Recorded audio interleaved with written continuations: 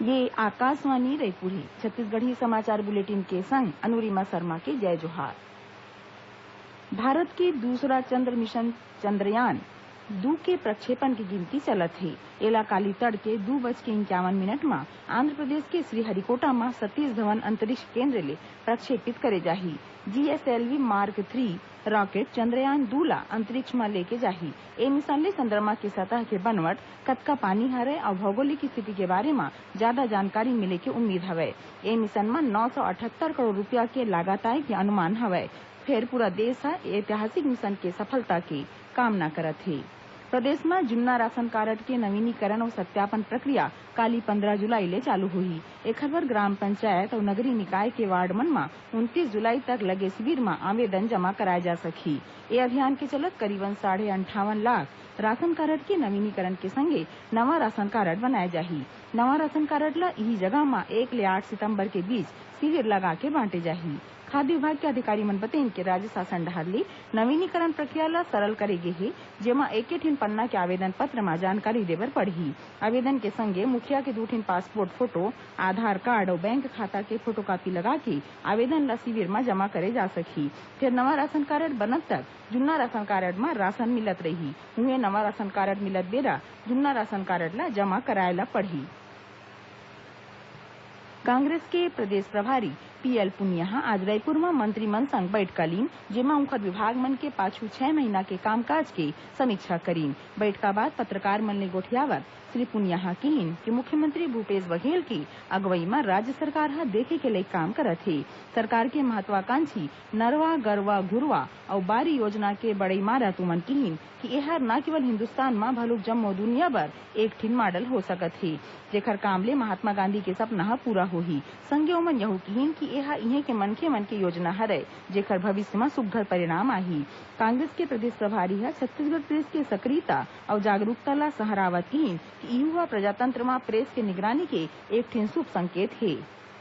50वां अंतर्राष्ट्रीय फिल्म महोत्सव गोवा के पणजी में 20 ले 28 नवंबर तक राखे जाही। केंद्रीय सूचना और प्रसारण मंत्री प्रकाश जावड़ेकर हा पणजी में भारतीय अंतर्राष्ट्रीय फिल्म महोत्सव संचालन समिति की बैठका बाद ये जानकारी दी। ओमन बताइन कि ए वक्त के फिल्म समारोह में रूस हा भागीदार देश होही। ए मौका में श्री जावड़ेकर हा गोवा के मुख्यमंत्री के संगे भारतीय अंतर्राष्ट्रीय फिल्म महोत्सव के विशेष स्वर्ण जयंती पोस्टर जारी करीन।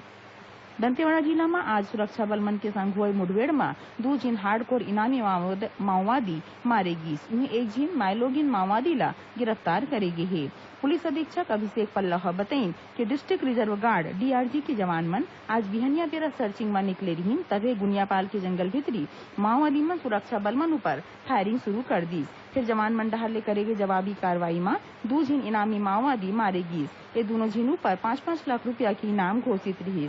उन्हें घटना जगह ले सुरक्षा बल मन एक झीन माइलोगिन माओवादी ला गिरफ्तार करे के संगे 2 ठिन हथियार घलो बरामद करे हे। कोरबा जिला के कटघोरा उप जेल में दीवार कूद के भागत बेरा खाले में गिरे ले एक झीन कैदी के मौत हो गई। उन्हें एक झीन आने कैदी ला गंभीर चोट आए है। मिले जानकारी मुताबिक कटघोरा उप जेल में धंधाए ये दोनों झीन कैदी पाछू संझा बेरा जेल ले भागे बर दीवार ले नीचे कूदत रहीन, तभे दोनों ला गंभीर चोट आए रही। फिर तुरते बाद पुलिस ओमन ला जेल परिसर में पकड़ लिस। तहाँ ले कटघोरा स्वास्थ्य केंद्र में भर्ती कराए बाद एमा ले एक झीन के इलाज बेरा मौत हो गई। दक्षिण पूर्व मध्य रेलवे के रायपुर मंडल के यात्री मन ला दल्ली राजहरा ले केवटी के बीच काली 15 जुलाई ले अवैया 10 दिन बर नवा ट्रेन के सहूलियत मिलही।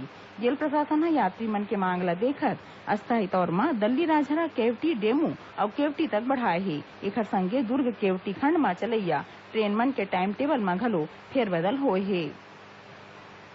प्रदेश में निःशुल्क गणवेश प्रदाय योजना के चलत चालू शिक्षा सत्र में अब तक सरकारी स्कूल में पढ़ैया 1ली ले 8वीं कक्षा तक के करीबन 29 लाख नोनी बाबू मन ला 2 सेट स्कूल ड्रेस बांटे गए हे। उन्हें 48 लाख ले ज्यादा पढ़िया लइका मन ला पाठ्य पुस्तक यानी किताब बांट दे गए हे। स्कूली शिक्षा विभाग के अधिकारी मन ह बताइन कि लोक शिक्षण संचालनालय डीपीआई के माध्यम ले 6,79,000 ले ज्यादा पढ़िया लइका और सर्व शिक्षा अभियान ले करीबन 22 लाख पढ़िया लइका मन ला 2 सेट स्कूल ड्रेस बांटे गए हे। एखर संगे पंजीकृत मदरसा में पढ़त करीबन 11,500 पढ़िया लइका मन ला घलो निःशुल्क स्कूल ड्रेस बांटे जा चुके हे। एकरे संग छत्तीसगढ़ी समाचार बुलेटिन इहीं सिरावत हे। जय जोहार।